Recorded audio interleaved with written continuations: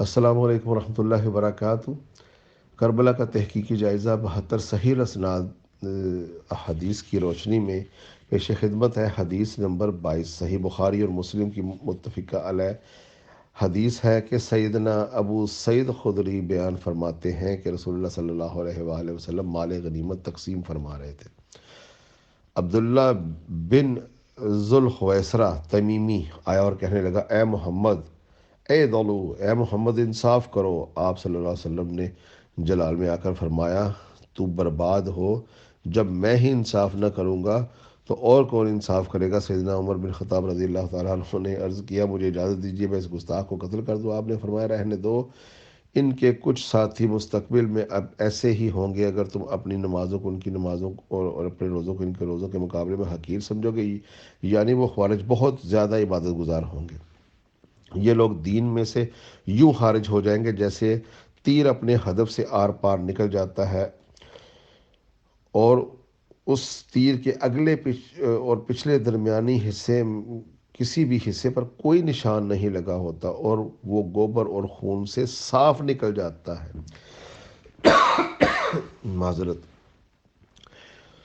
ان خوارج کی ایک نشانی یہ ہوگی کہ ان میں سے ایک شخص کا کٹا ہوا بازو عورت کے پستان جیسا ہوگا، اور یہ لوگ اختلاف جو سیدنا علی ابن ابی طالب اور معاویہ بن سفیان کے درمیان ہوا کے وقت ظاہر ہوں گے۔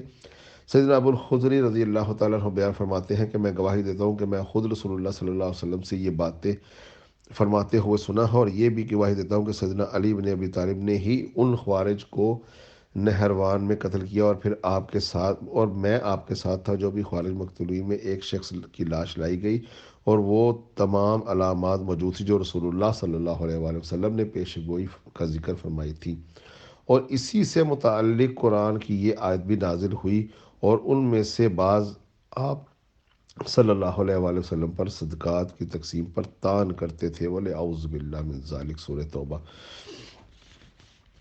اس حدیث سے یہ بات بالکل صاف ظاہر ہو جاتی ہے، جو نواسب یہ سمجھتے ہیں کہ عمار کو خوارج نے قتل کیا، ان جیسا بڑا جاہل کوئی نہیں، اسے فوراً پکڑے اور بخاری مسلم کی 6933 اور 2000 مسلم کی 456 نمبر حدیث نکالے، اس کو کہیں یہ دیکھ، یہ سیدنا ابو سعید خدری بخاری مسلم کی روایت میں کہہ رہے ہیں کہ خوارج کا ظہور اس وقت ہوا تھا جب حضرت معاویہ اور حضرت علی کی آپس میں جنگ ہو رہی تھی، تو اس کے بعد پھر خوارج کا ظہور ہوا۔ ایسا نہیں تھا کہ خوارج نے حضرت عمار یاسر کو قتل کر دیا۔ یہ باطل استدلال کرتے ہیں۔ لہٰذا یہ خوارج جو تھے ان کا ظہور ہوا، اور خوارج کو قتل کرنے کے لیے جب حضرت علی آگے بڑھے تو یہ خوارج لمبی لمبی نمازیں پڑھتے تھے، لمبی لمبی ان کی داڑیاں، ٹوپیاں، اور رات کو کھڑے ہو کے تہجد گزاری کرتے، حفاظ اور روزے، کمال کے عبادت گزار، اور حضرت علی کے صحابہ آ کر رات کو روتے تھے کہ ہم نے تو قرآن کے قاری اور لمبی لمبی نماز اور تہجد گزار کو قتل کر دیا، کہیں ہم سے غلطی تو نہیں ہو رہی؟ اس پر حضرت علی نے فرمایا، اللہ کا نبی بھی سچا ہے، اللہ بھی سچا ہے، اور میں بھی سچا ہوں۔ اللہ کے نبی نے مجھ سے کہا تھا، ان میں ایک بازو والا لولا، یعنی کہ عورت کے پستان کی طرح اس کا بازو لٹک رہا ہوگا، جاؤ اسے ڈھونڈو۔ اس پر حضرت علی کرم اللہ وجہ خود گئے اور جا کر لاشوں کے درمیان میں سے اس کی لاش نکالی، اور صحابہ کرام نے اللہ اکبر کے نعرے لگائے۔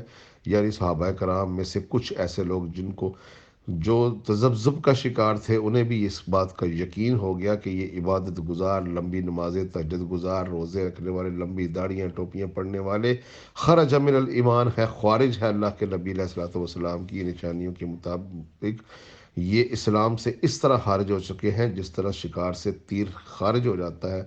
لہٰذا حضرت علی بن ابی طالب کے مقابلے میں جو بھی آیا وہ حق پر نہ تھا، جس کو صحیح اسناد حدیث بخاری مسلم میں یہ واقعات موجود ہیں۔ تو میرے بھائیوں، ہمیں غور و فکر کرنا چاہیے، ناسبیوں کے اس جھوٹے دجل سے بچنا چاہیے، اور بخاری مسلم کی حدیث اسی لیے یہ لوگ آپ کے ہاتھ سے اللہ کے نبی کی حدیث چھین لیتے ہیں، بخاری مسلم چھین لیتے ہیں، ہاتھوں میں ایسی غیر مستند کتابیں تھما دیتے ہیں جس میں یزید رضی اللہ اور معاویہ مسلمانوں کا ماموں اور کاتب وحی ہو جاتا ہے۔ اللہ تعالی ہمیں اس فتنہ ناسبیت سے بچائے۔ الحمدللہ۔ السلام علیکم ورحمۃ اللہ وبرکاتہ۔